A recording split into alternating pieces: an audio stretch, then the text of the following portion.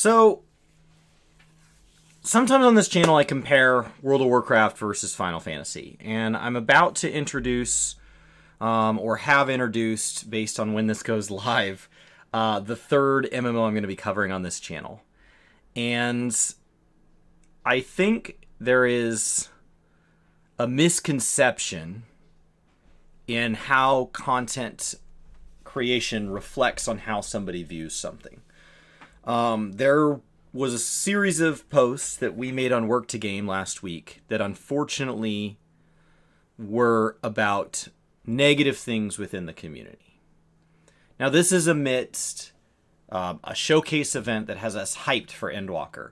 This is amidst us getting interviews that show the long-term health of the game. This is amidst us beginning to lay out us welcoming new players to the community, seeing new players on new content creators, new players. The game is overall 99% good, and sometimes there's something not good. There's a piece of toxic behavior within the community. There's something that the game developer does that's wrong.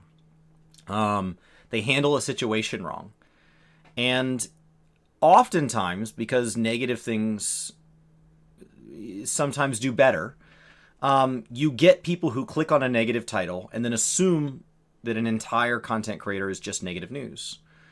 And so we often get accused of hating Final Fantasy XIV. And, you know, on this channel, I plan to cover World of Warcraft, I plan to cover Final Fantasy, and I plan to cover other MMOs. Not just one, but several. By the end of 2021, I will likely be covering 4 MMOs. That is the current plan. Plans change, but that is the current plan.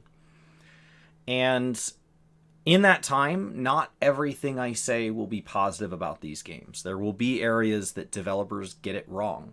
There will be areas where the perception of a developer is wrong. The perception of a community is wrong. And we live in a time where perception is oftentimes reality because we are so inundated with facts that we don't have time to double check everything. And so if we feel a certain way, and if it lines up with confirmation bias or whatever, we move on. And so if we think we don't like something and we look, into it all of 30 seconds and we don't like it, we go, yeah, good enough. And we move on to verifying the next thing. And I don't think that comes from a point of like malicious intent. I think it comes from a place of, I don't have time to fact check and understand the deep and confusing and gray areas within each and every single issue. I don't have time. And so we jump to the end because I got to get to the next thing. I've already, in the time it took me to read about this issue, I've already been tweeted out about 7 other issues. And I will say, actions speak louder than words in the long term. Short-term actions, life hits. But when you see a trend of actions, a trend line, not a single moment of weakness, but when you see a continued trend, that is the closest thing to broadcasting our character that we can do. It's the closest thing to showing whether or not we have integrity. And it doesn't mean it's perfect. It's still a snapshot at best. And it's the same of companies. But the difference is with companies, I have less empathy when they get a little bit sideways. This week on Work to Game, we talked about Anthem getting canceled. And one of the things that I briefly touched on is that this is not a person. If you're late to work but you intended well, the only action I can judge you on is the fact you were late. But as a person, maybe traffic really was nuts. Maybe there really were things outside of your control. But when you talk about a company, there's not a traffic jam for all 200 employees. You can't have these issues reach to companies that have million, $100 million, billion-dollar budgets. I spilled coffee on my pants just doesn't cut it when something as big as EA or Square Enix or Activision or whoever mishandles a situation. That was not one guy sent out an email and didn't read it and didn't think about it. That's an entire marketing division made a series of choices to advertise and broadcast No Man's Sky the way they did. And so when people were upset, it's not as forgivable that the marketing arm of Sony or whoever was paying those bills got that wrong, it's not as forgivable as a one-man shop that's just excited to get their first game published to Steam. And there's typos in the excerpt, and there all the indicators are like, this is just one guy. Like he just does the one thing. If you've ever played Dwarf Fortress, right, it's mostly done by two brothers, Zach and Tarn Adams. And when the game doesn't handle something perfectly, it's just the two of them. So I think when you make a giant stereotype about content creators, for example, all Brian and I can do is point at our track record. All we can do is say, at this point, we published 2,000 videos. Not every creator has 2,000 videos uploaded, so you have trouble gauging who they are. But at this point, we have shared, intentionally, publishing over 2,000 times. It would be a really weird and long con to hate Final Fantasy XIV this entire time. It would be a weird thing to work at a loss or work at pennies per hour in income for multiple years in a row, putting out guides, putting out how to get started, putting out why now's a good time to get going, putting out hype, covering news, going to on our, spending our own dime on airfare to fly out to things like FanFest, paying for our own airfare to go out to a media tour. That would be a weird, extremely long con if we hated the game. It would be odd. Be a lot easier to just play something we liked. And so it is frustrating, and it feels like a personal hit when people do that. And so I can't imagine what it feels like when people do the same for a gaming studio. And so when we criticize them, I'm aware of that. I'm aware that somebody from that game studio could see my video. And so I hope it hits them as part of a larger trend. I hope they watch the videos before and after that, within days of it, that are talking about things we're really pumped about. We are. And so I just wanted to kind of post something that addresses this whole idea that, everything that you don't like on the internet is just out there because it wants to make money. And that everything that agrees with you and is good and wholesome is out there because it's an artist fighting the good fight. Every good game is developers who care about games, and every bad game is somebody just doing it for the money. I don't know where that comes from, because I hope, when I look at the demographics of this channel and the demographics of Work to Game, when I get to know some of you guys, I got to spend several hours with several of you in our community Discord over the last week, and playing Valheim, just chatting, doing some Housing Savage in Final Fantasy XIV.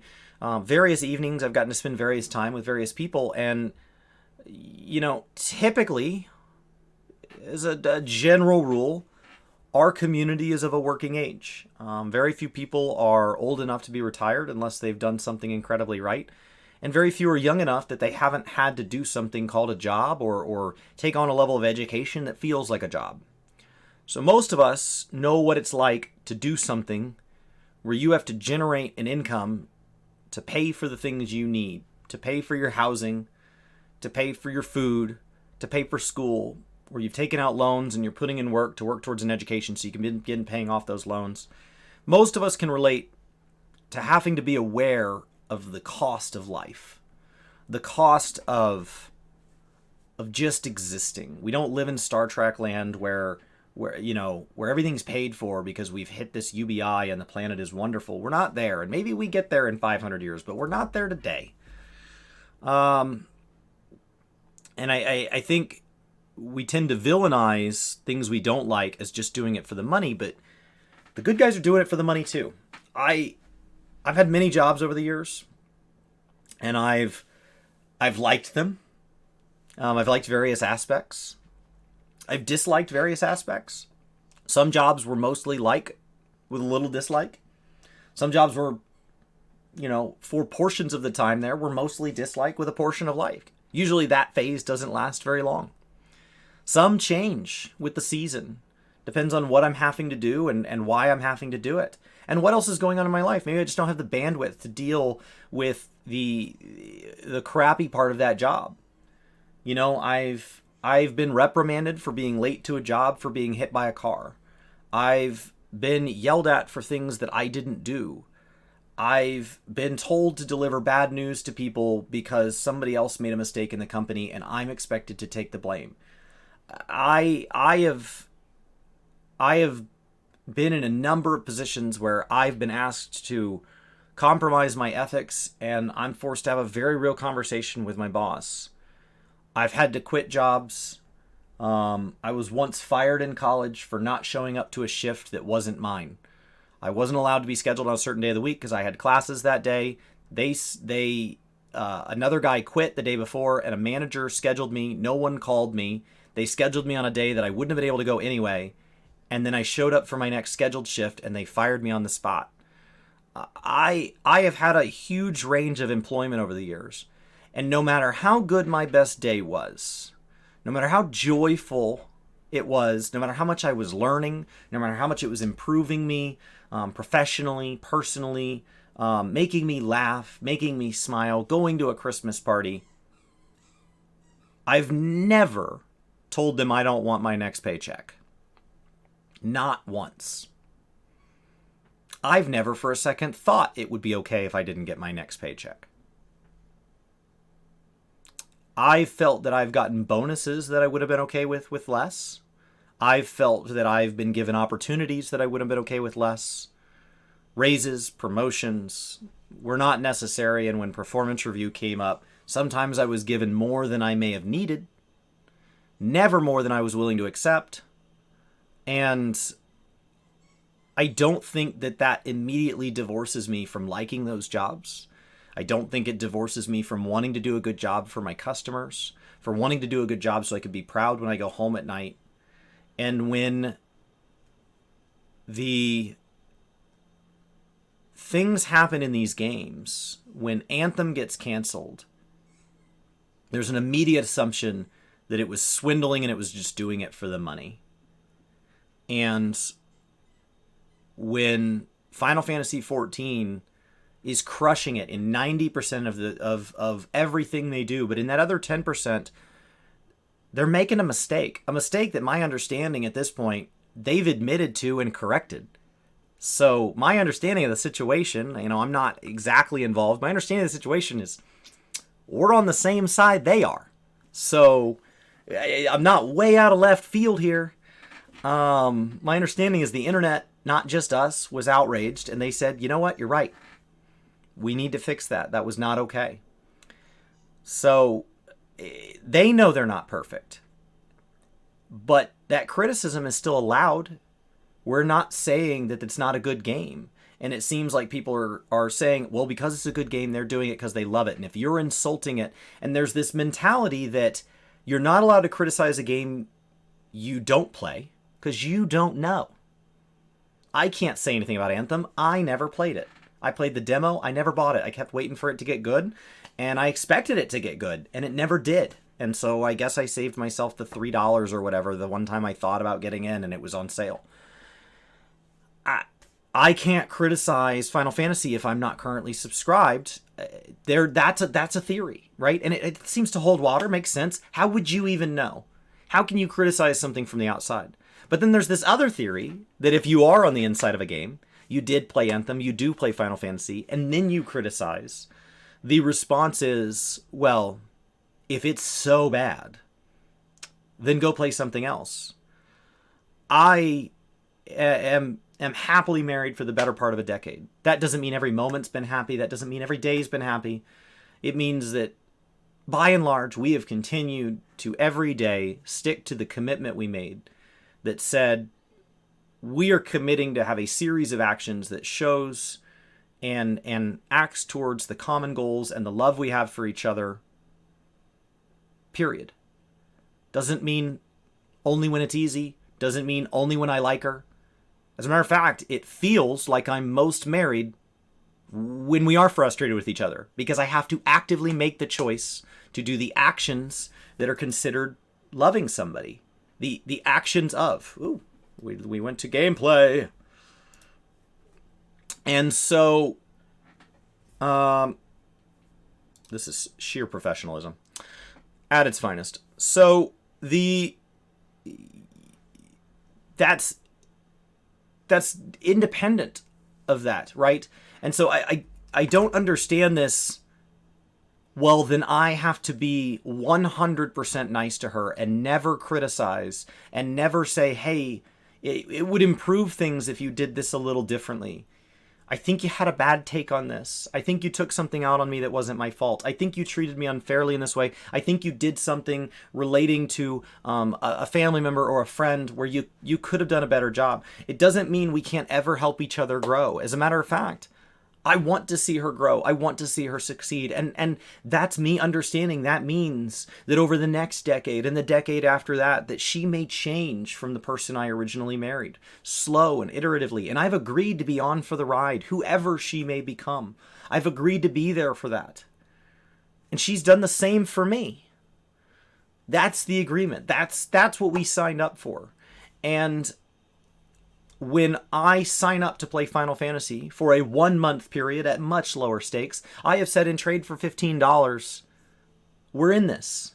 You've given me a terms of service, and for the most part, we're supposed to respect that. In theory, we're always supposed to respect it. The community has taken certain things to be a little bit closer to speed limits, where bending it slightly seems to be something we allow, and they tend to, as a result, Square Enix tends to say, you know what? Within reason, we'll let you bend certain aspects. That's why DPS meters exist. That's why there are various things that get bent. But TOS is that agreement. And in trade, they've agreed to provide a service to us. And they have expressed through transparency, through Q&As, through feedback, through apologies, through love letters, through every way they've communicated with us, including giving us the very gameplay itself, that they not only want to make the game they want to make, but that they want to hear us out. And that's true of every game developer. No game developer wakes up in the morning and says, I'm going to make a game worse today. Doesn't matter if they work at EA, doesn't matter if they work at Activision, doesn't matter if they work at your favorite studio or your least favorite studio. CD Projekt Red, pre-Cyberpunk release, could do no wrong. EA, people are like, well, this is it. I don't like EA. Okay, well, I don't think you're alone in that. There's plenty of people that don't like EA. There's nobody that takes a job at EA and says, can't wait to make some games worse. This is what I've been waiting for. That's a weird interview. I don't think they get that job if they walk in and say that. They are aiming to make games they're proud of. Now, yes, every company executes on that vision differently. And so some companies are better about making games that we enjoy and about running games in a way that feels fair and feels reasonable. But the intent, from at least a developer standpoint, from a community manager standpoint, from the people who are on the game side of it, is to make good, fun games. Now, it's possible there's somebody in the accounting side that just wants to make numbers balance out, and they don't care if they're working at a company that ships games or bottles of Snapple. It's all just numbers. It's got to add up. It's possible there are people that are there that work there because it's a company and they don't care that the product happens to be games. But typically, we're talking about the developers. Typically, we're talking about the gameplay. And the intent is to build something fun. And the intent is to make enough money doing it to stay in business, to make something else fun. And that could be something else for this game in the case of a live service model. That could be future titles in the case of single-player games. That could be a mix and match where Square Enix funnels off part of the money from their live service games and funnels them into projects like Project Triangle Strategy, like Octopath Traveler, like Final Fantasy XVI. They share resources. Final Fantasy XVI is not generating revenue. Final Fantasy XIV is. It is logical to believe there is a version of accounting where Final Fantasy XIV is paying Yoshi P's salary, and yet he showed us a copy of his calendar during the last live letter, and we know that part of his calendar is dedicated to Final Fantasy XVI. Just in case you thought he was director and he wasn't setting aside time for it, he showed us. There are times on his day that say Final Fantasy XVI. That is what he's doing during those hours. He's still being paid, and he should still be paid. I think anybody who thinks Phil Spencer doesn't love games just because he wants Xbox to make a lot of money is insane. Anybody who thinks Yoshi P doesn't love games just because he's probably paid very well is insane. These people love games. The Blizzard community, portions of the Blizzard community do not like Ian Hanikostas, and they feel that he does a poor job running the game. Others like him just fine. It depends on who you ask and at what time you ask them. But it would be misplaced to say he hates games. The history of how he got into this job came from a love of games. And so I think my frustration here is that it feels like, and since feelings are all that matters now, it feels like sometimes when we criticize a game, it's assumed that we don't like it. And when a game does bad, it's assumed to be greed. And when a game does good, it's assumed to be passion. And that they're willing to do it for free. And they're not going to have a monetization, Fun gameplay can be paired with a poor monetization choice. It happens.